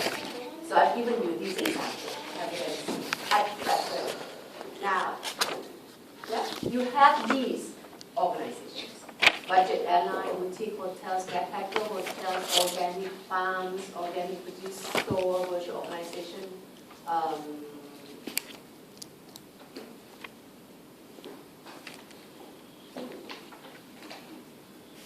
network organization, maybe you write down that network organization, that's another thing, yeah? Network organization or supply chain, these are all rising niches. Yeah, and then when you want to create niches or it can change, if it can be created, it change for the same process. The process that created will be the same process that changed it. Yeah? So what are those factors involving in creating, changing organizations, social network, barriers, formal distribution of knowledge?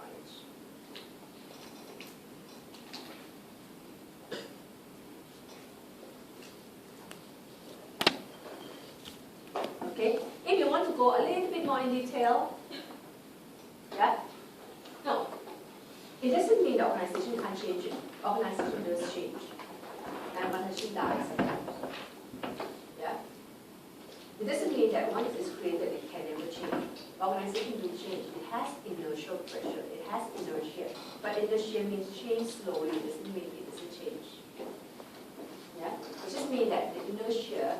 The things that prevent it from changing are these: some cause, constraint on information, internal, political, status quo, we don't want to change it.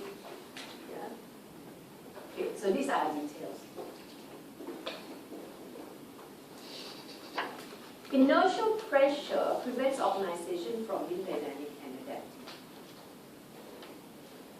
Yeah, and we explained this. So inertial pressure. Once organization is there, it's hard to change because all these reasons, some cause, constraint on information, legitimacy constraint, and all that, prevent organization from being active and adaptive and dynamic. It becomes, the organization will run like that for ages. And that could actually result in them dying because they can't change. Yeah? Only if they start to be more adaptive again. You see Kodak, Borders, Tower Records, or Family Provision Shop, all these are sunset industries. So many of them has died. Okay, so that is PE. Now, this one here though should have come up earlier, but somehow, I don't know, I put it there because it's come here more, it fits here better or something like that.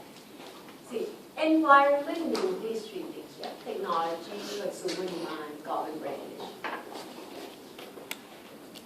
Yeah, these are what it means by the exogenous factors or environment. So which means that if the organization were to be created or changed or die, these are most important factors. Technology, most important factors. Yeah. Demand and government regulation. Okay, here, this side here, I put a strategy for you. I try to put the content in the subject guide for you. Strategy means this. Yeah? So suggest we take common view that organization strategy decided by executive. There are many ways to look at strategies. Yeah, and here for PE. It's not that CEO or people on top create strategy and give it to us. Strategy, hence this perspective, reflects the requirement in the environment. Yeah? It reflects consumer demand, government regulation, and technology. So these are important in setting up strategies. Okay, and that is the key. Institutionalism play a role.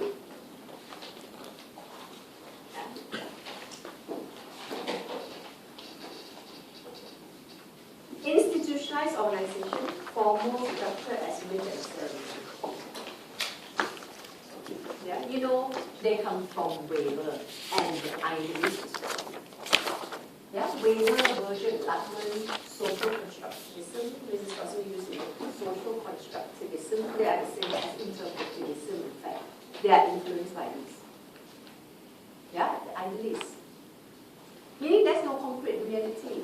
Everything is about idea. Organization is an idea. Organization is the common sense. It's taken for granted knowledge. It's a shared idea. It's a myth. It's just a belief. Yeah? So, if you start a company and all that, it has to be isomorphic or isomorphism. Yeah? With that shared idea, that norm. There are two types, you know, to get legitimacy, cognitive and normative. You remember that? Yeah? Cognitive, it works. Normative, it is desirable. That it is good according to the environment, the norm. So, this is Michael Weber, Virgil Luckman. Actors are more active than the P model, but not totally active. Because once ideas become a myth or taken for granted, people don't question it. Yeah, it becomes a kind of structure. Just like organization of Weber, yeah, created by individual, right? But it becomes a norm. So once you are locked in that type of ideas, you know, you can't change it very much. That's why we are saying that the individuals, the members in there, founders, managers, they are not that active. Yeah, they follow the norm. Because follow the norm is the way to gain legitimacy. Right?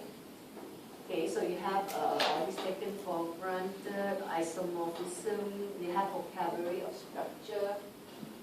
Yeah, so what organizations have to do is to be congruent with the cultural environment or the norm.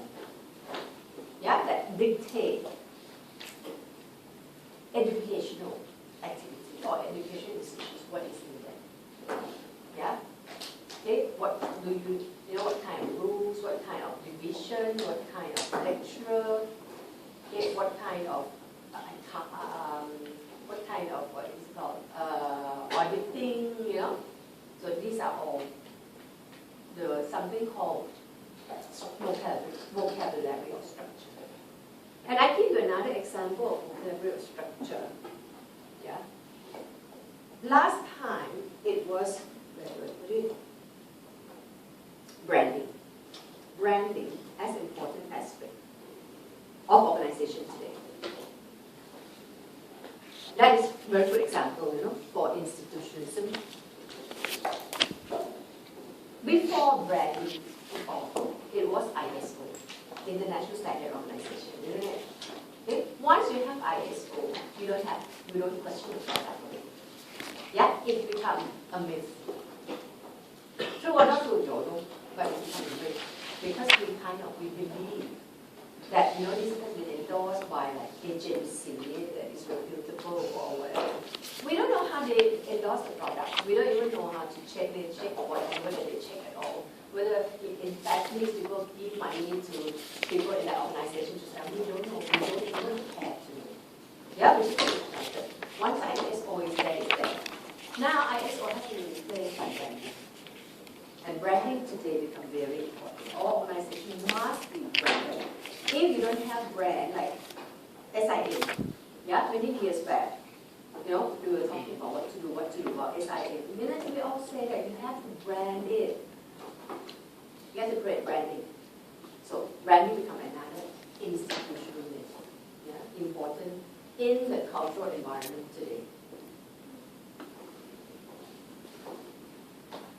And then they use these factors to explain. Relational, social network. Network is important. Everybody say that. Network, social network is very important because information is very important.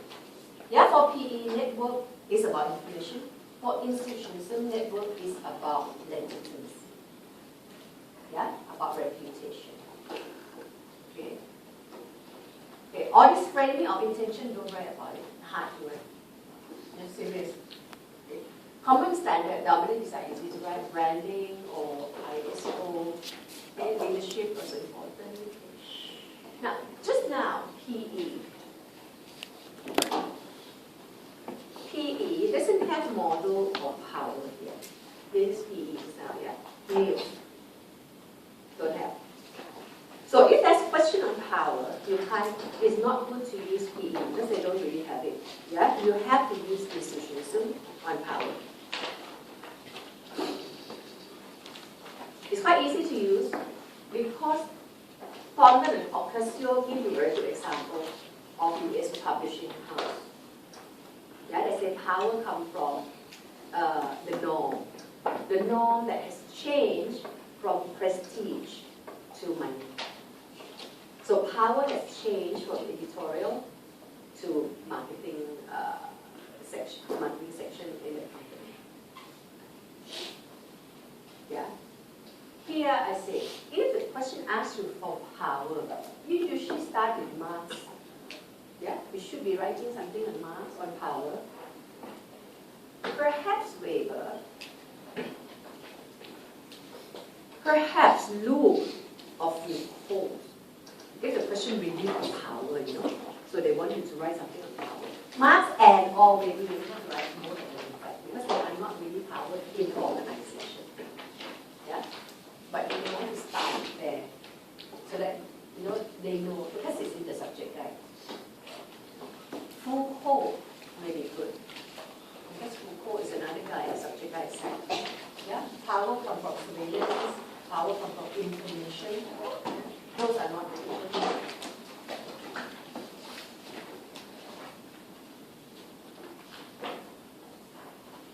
RD.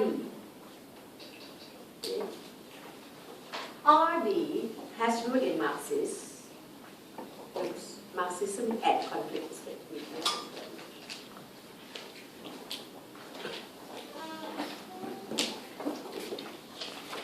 RD, in terms of individual and organization, RD for RD, managers, actors, members are more active. Emphasize the role of managers. So as you move from PE and socialism to RD, you move from structure becoming less and less and less structure. So here you have RD, which recognizes more the roles of the individuals. And here is about resources.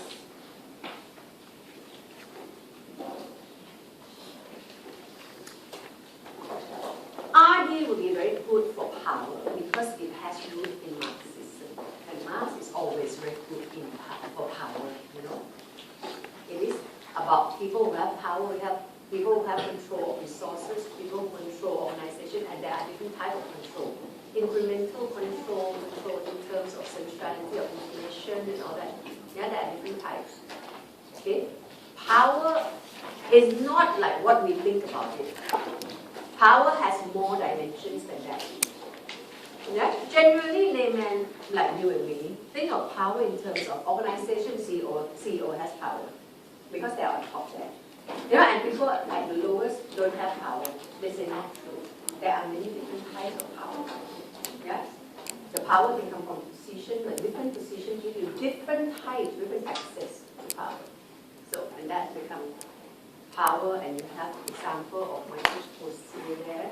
Go back and read because we want to capture the big picture. And the last one is Carl White, Interpersonalism. In a lecture that I attended, instructing for students, don't worry about this. Yeah, I'm not sure. Did she say that in your lecture? I don't know why though. I thought they are quite useful, especially if questions somehow prompt you to macro and micro. Yeah? But if she say you don't have to care about this, meaning you mean, you know, we can expect that probably the exam question won't be macro micro. Yeah? But what I thought is quite interesting, the idea is that it's not about, you know, it's not also macro micro, you know. Here is also endogenous factor. Just now the three perspectives about exogenous, right? Exogenous environment outside. PE, say, consumer demand, technology outside, yeah? And government regulation also outside the organization. Institutionalism is about norm. Outside the organization, norm in the society at large. Yeah? And resource dependency is about resource outside. Yeah? How SIA operates, how SIA operates, you know, depends on the resource available to them. And they try to have control of resources, yeah? By diversification, vertical integration, horizontal integration, you know, that kind of thing. They are all external environment. What about internal? You don't have anything to say about internal, except waiver. We're going to look at that. This is internal. Organization is about people. It's not about the environment. It's all the people creating it together. Yeah? That is called what? So, you can use this in terms of micro, you can use it in terms of endogenous factors. Yeah?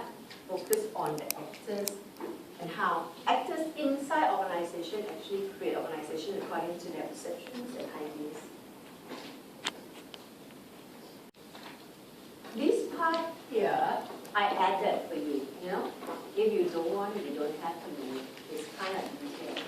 Sense making, loosely coupled system, this is not new subject, right? This one I added to you.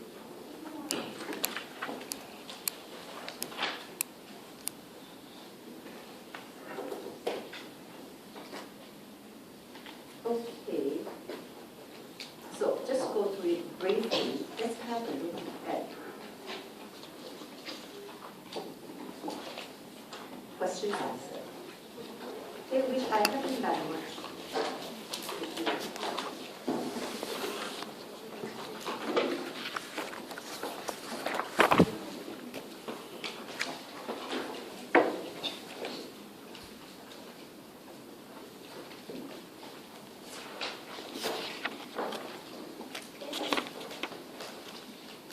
So we're going to look through some of the questions and say, how do you handle these questions? What makes organization efficient? Yeah? This is just a hypothetical question, you know, it has never come up. I'm just trying to figure out different types of questions. It can't always be asked. Yeah, and it's actually quite nice to ask this. You know, what makes organization efficient? People don't agree. Yeah, what makes organization efficient?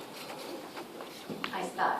Why single power? Private organization can get things done much more efficient than single public utility board, the public company with interest. Yeah, I pay my bill, my utility bill every month. Yeah, pay to single power. Last time they were called public utility board. You will be after that. Yeah, public utility board. My question is, how come single power today is more efficient than public utility board after privatization?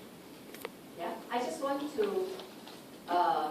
introduce organization and also introduce to so that I could go into talking about efficient. Yeah, so what I'm trying to say is, Singapore Power is more efficient than PV last time. Efficiency means, then I define what efficiency is. Yeah, mean that to achieve the optimal use of resources.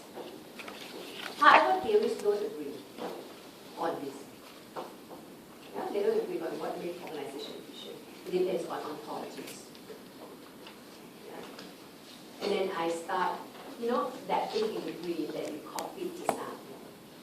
I said before the 70s, most of strategies and organization theories followed Weber and Taylor, if you know him, from management or from organization theory. If you don't know him, no need to go and try to read him. Yeah. Last time, people followed Weber's model to describe efficiency. Yeah. And Weber believed that rational and formal organizations, which he called bureaucracy, are a source of efficiency. You may write Taylor, you may write Ritzer, you may not have to do that. You can write Taylor without Weber or Ritzer without. Because otherwise it's going to be very long. This is kind of, to me, this is already very long. Yeah. But the idea is, last time people tend to follow Weber. Ritzer follow Weber, Taylor and Weber about the same thing. And they say, they say rational and formal organization is the source of efficiency. In the 70s, you don't even have to say 1979, you say in the 70s, yeah? Or you can say in the late 20th century, also can. Aldrich started to write about the environment. Yeah? If you can't remember the name of this text, also never mind. Yeah? Just say that Aldrich started to provoke people's idea about environment. Then theories engaged in such debate include PE, such as Hannon and Freeman. So proposed efficiency comes from external technological environment. Yeah? And then institutionalists like Lee and Rowan say efficiency comes from where? And then RD, and then interpretivists, how organization can be efficient. Okay, the way I proceed is that after I write the institutionalists, I said these perspectives, however, neglect the role of the individuals. Yeah, the interpretivists such as White believes that perception and motivation are important, yeah, in making organizations efficient. Okay? Now, I told you before, in the introduction, yeah, you can put in a lot of ideas. Say, these are a lot of things that people are talking about. Yeah? And then later narrow down. In this essay, I'm going to do this. That's what I mean. Yeah? But if you write it that way, sometimes the introduction becomes very long. Another way is to just introduce things that you're going to write about. Yeah? If you only introduce things you're going to write about, you don't have to say in this essay. Then you will assume that everything that you introduce will be elaborated. Yeah. For example, here, if you write Weber, Taylor, Ritzer, yeah, and later you don't write about them, then people will expect. Yeah. Then if you introduce three, but you're going to just write one, you have to tell people. Yeah. Here also, if you introduce PE, institutionalists, interpretativists, and all those perspectives, but then finally you say, I'm going to just write two. You have to tell them. In this essay, the discussion will cover the debate between this and this. Yeah? Otherwise, another way you can do it is not to introduce everyone, just introduce those people you want to elaborate. Okay, then Weber. Weber believed that rational and formal organizations, which he called bureaucracy as a source of efficiency, it shows that the bureaucracy and bureaucracy, these ideal type and all that, they go back and read up yourself. What Weber tries to say is this. How to be efficient? Efficiency comes when we have division of labor. This guy comes every day to this. efficient, right? Yeah? Instead of I have to teach sociology and then economics and then anthropology and all that, I won't be that efficient. If I just do this, I'm going to do it very well because I keep doing it. That's why division of labor is a source of efficiency. Yeah? Hierarchy is also a source of efficiency. Expertise, source of efficiency. All these are source of efficiency. How do you know? We are rational. We can think, we can plan. Yeah? And people agree that these features, finally he called it bureaucracy. Yeah? Division of labor rules, he called it bureaucracy. Bureaucracy is a source of efficiency. Yeah. So when you write labor, ideal, and then maybe with McDonaldization of society, model McDonald is efficient, calculability, uniformity, and all that, those are efficient. Yeah. And I want to move from Weber, maybe Taylor, and Ritzer into another group that I see. Mechanical theorists. I'm sorry, I write wrong. It should be mechanical theories of organization. Change this. Mechanical theory is the organization of Weber and Ritzer. Mechanical theory. That's up to you. Mechanical theory. As opposed to organic. Mechanical theory. In having this division of labor and stuff like that, yeah, we are little cogs in the big machine, remember that? Yeah, so people work together in the organization so mechanistically. Yeah. So mechanical theory of organization of Weber and Ritzer tend to treat organization as closed system, focused on endogenous factors. Yeah, and later, in contrast, population ecology and institutionalist perspective explain efficiency in terms of dynamic interaction between organization and the environment. So what I try to argue is that those perspectives of Weber, Ritzer, and Taylor, those are endogenous, looking at what inside. Yeah? Division of labor inside, rules inside, these are the source of efficiency. Yeah? And later, another group came out and said, inside not good enough, we have to look outside.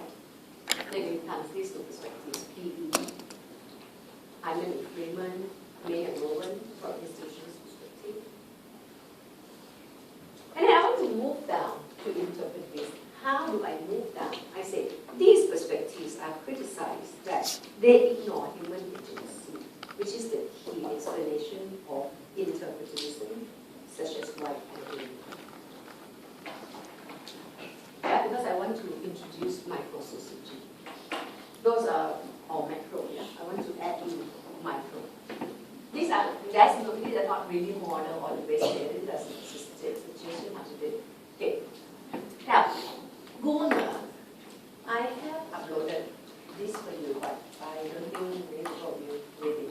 I think it's quite useful, especially if you want to bring it into this context. Yeah? You don't spend time to go and try to read more. Just as it is enough. Okay? Gunnar Patterns of Industrial Bureaucracy found that there is no one model that can describe efficiency. So it is quite interesting, and in fact, when you conclude conclusions, usually we write something like this, something that says, oh, no one model fits all. Yeah, that's a nice way to say it. This guy said that guy said that, however, there's no one model fits all. Yeah, you can look at organization and globalization, all that. Kind of balance it out a little bit. He found that work in gypsum mine. Gunnar studied workers in the mine, the miners. And he said, the miners involve strong group solidarity and social support among miners because work in the mines were dangerous and less predictable. Rules and formality or any structure are out of place. In a mine, you can't have structure. It's really an interpretive model. Efficiency was achieved. He didn't write about efficiency. I was the one putting the word efficiency in there to answer this question. Efficiency is achieved by miners often had to make spontaneous and quick decisions on matters which were not governed by rules. Miners can't follow rules, can't be structured. They've got to be creative. They've got to be spontaneous and be able to respond quickly in changing environment in the mine. Yeah. And Gunnar said, upon examining another side of the operation, he also looked at the factory producing wallboard construction. Yeah, factory. Or he said in the factory, yeah, that's rule, that's division, that's expertise. All bureaucratic structures there. Yeah, upon examining another side of factory, which is machine production of wallboard in the glass factory, Gunnar found that bureaucratic principle was strictly followed and was a source of efficiency. Yeah, and the rest you go back and read it out. So in Gunnar's study, which is actually interpretive approach, yeah, saying that different structure operates in different ways, you know, so you don't have one model fit all. So if you write this in the end, then you conclude, yeah, by saying that I have already told you that how organization can be efficient is debatable. And by saying that the perspective discussed in this paper propose different models of how organization will be efficient. As it was suggested, different models may be applicable to different types. That's all you conclude. Don't write long conclusion, because whatever you have written has to be allocated with marks. Yeah, you don't want to waste your time. And examiner also don't want to read it long. When it's done, it's done. You just say, I have answered your question.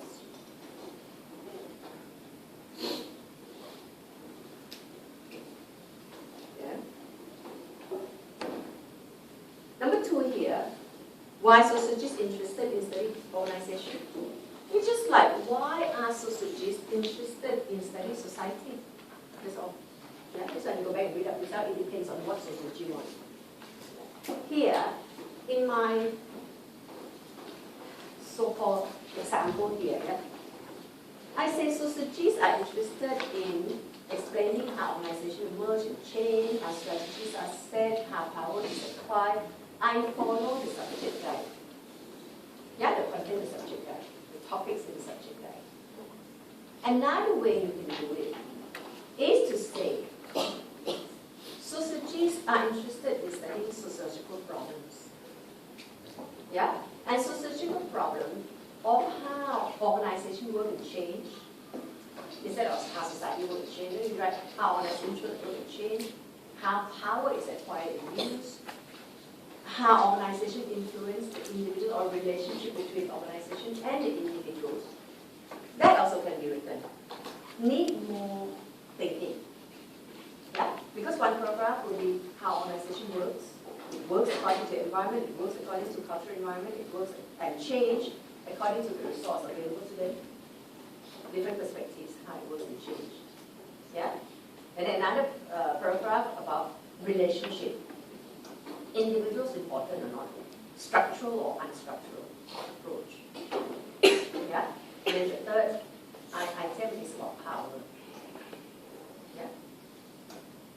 If you do that, yeah, because it's not about you comparing or contrasting two perspectives. Yeah? One item you can do PE. Yeah, say work and change. Yeah, you say oh, PE, this is right. You do PE and institutionalism. And then come power, you do PE, you don't have, right? So you do institutionalism and RE. Also can, you know. Yeah, you just pick whichever perspective can best help you to explain why are sociologists interested. Yeah, you don't have to keep strict to just two perspectives. You just take and use whichever.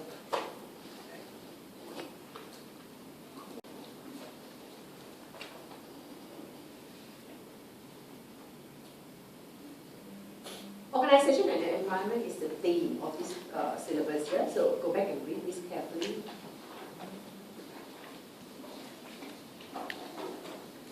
Now, sometimes they ask you these funny things. Organizational structure and behavior. I don't know what they want you to do in fact, but I have to try to define it.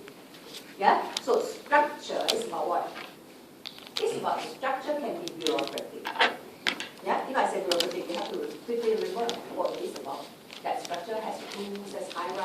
another, and we inside don't have much choice, we just go into pure structure. Yeah, the structure. Some people propose a structure which is not bureaucratic. Now, big bureaucratic structure is not that relevant. Yeah? Now, there are many other different types of structure, like flat structure, matrix structure, network, organization, total institution, virtual organizations, and all that. Okay. Structure can also mean the goal, strategy, culture, human resources, technology, all these. In fact, the word structure, I think includes all this. This is also in this video. Yeah, this is not for me, this one here. So she said, when she asked for structure, this is it. Yeah, structure includes all this. And if she asked about change, it is about change of this. Yeah, maybe the change in shape, in form, big becomes small, structure becomes more fluid, the change in goal, change in strategy, change in technology, change in resources, these are what you call structure.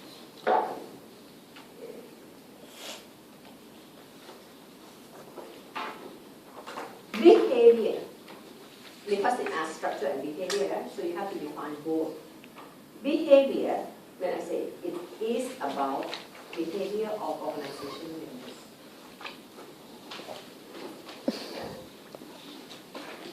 Then I say, if I were to write this one, I will do the debate between endogenous and exogenous. Yeah, endogenous. Endogenous factors influence structure and behavior. Two guys, maybe. And exogenous factors influence structure and behavior. Maybe another two guys. What do you expect?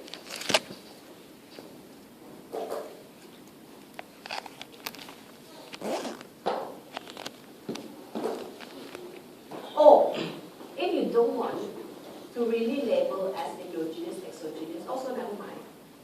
At least you must have at least you must have two different perspectives. Yeah, I say try to have three different perspectives. Whatever can be counted as one.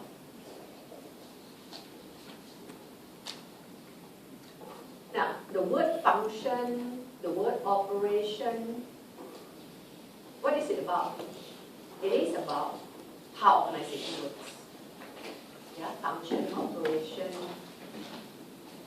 If the question asks you for change, it is about change in structure and function and operations and all those, earlier on. And if the question asks you for about power, okay, go back to the little bit on power, you want to write about Marx, Weber, and then perhaps institutionalism and RD. Institution, RD, follow Marx, institutionalism, follow Weber. So you have one paragraph of Marx, and maybe two paragraphs of RD, one paragraph of Weber, and two paragraphs of institutionalism. On comparison, then you compare these. Comparison, you need to use two perspectives and write about both similarities and differences. In these aspects: ontology, emergence and change, strategy, power, role actors. I say you have to have at least two perspectives, only two perspectives, and compare about three of these. And tell them in the introduction, you are going to discuss similarities and differences in these aspects. Identify just maybe three of them. And you write one paragraph of PE, one paragraph of RD, and then another one paragraph of RD, so altogether we have 6 paragraphs.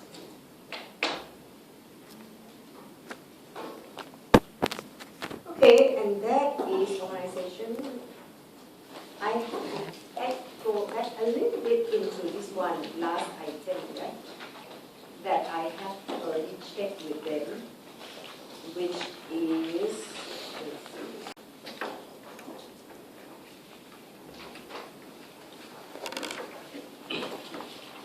I asked Dawson whether you actually need to write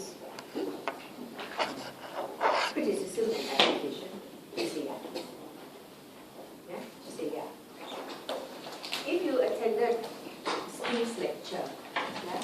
Steve said, I didn't say correct, the students told me. Steve asked you to write 4 things, right?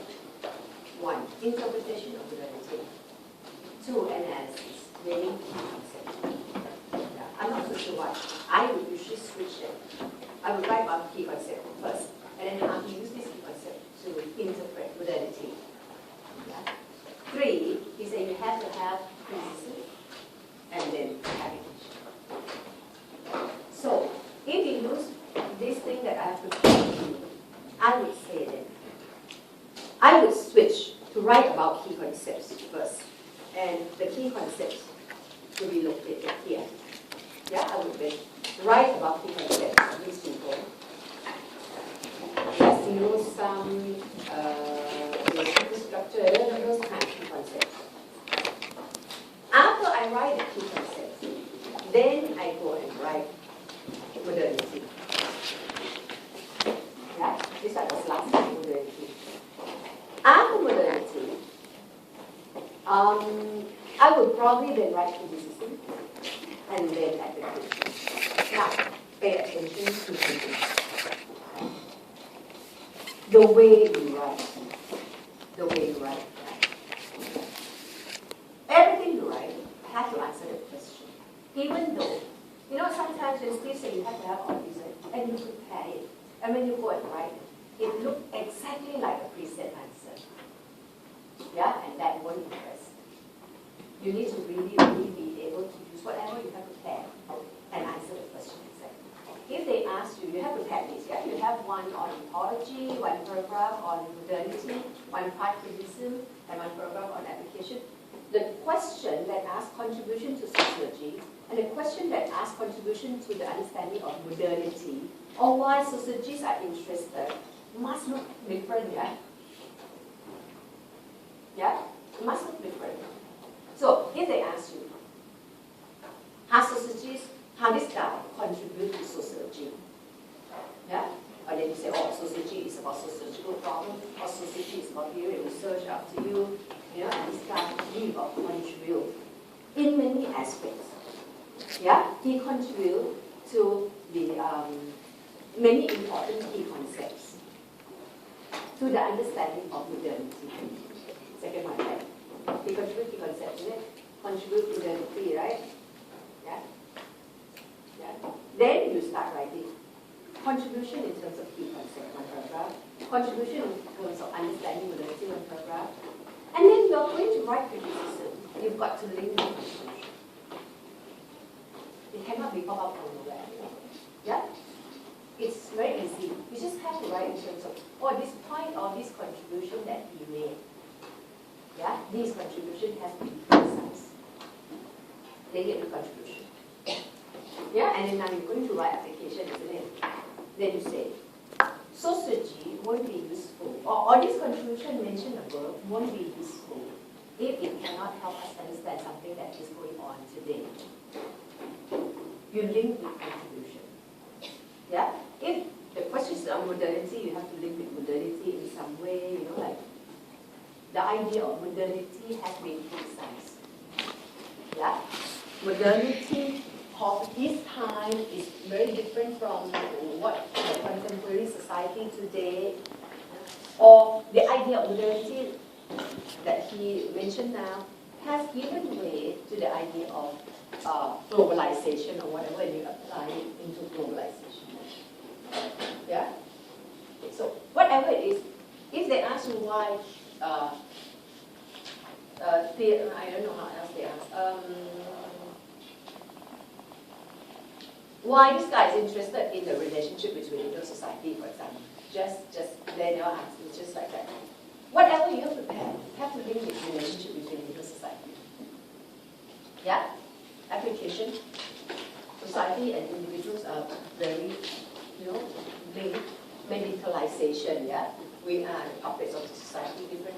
Yeah? Marx would have said that we don't have choice, you know, the medicalization is not our option, you know.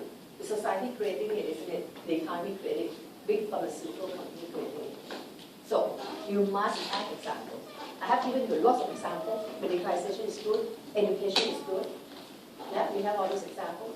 or if you write Marx, yeah, you can write about, Russia and Ukraine in terms of economic relationship, yeah, in terms of why Russia want to occupy Ukraine. Yeah, it has to do with some resources or the economy. Okay, that's all I think. Oh, wait, not yet loaded. Is this one here? This Q&A, questions answer I have prepared for students like a few years back.